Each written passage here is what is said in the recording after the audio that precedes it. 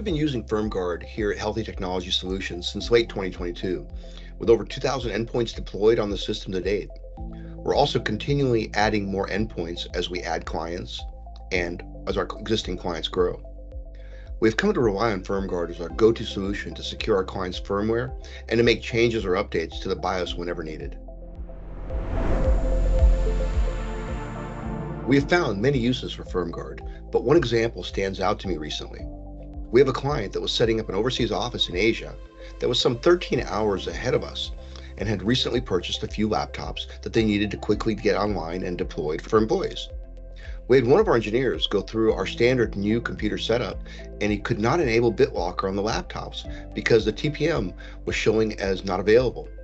The solution was pretty easy. Go to the BIOS settings and enable TPM.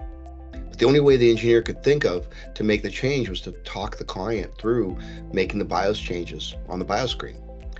And that normally is pretty painful, even if you're talking to someone down the street.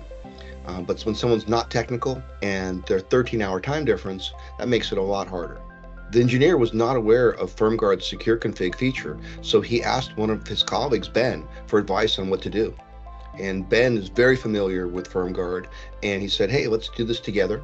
They deployed the FirmGuard agent to each of the laptops, connected to each, made that change, enabled TPM on each one. BitLocker was enabled. The laptops were ready to deploy.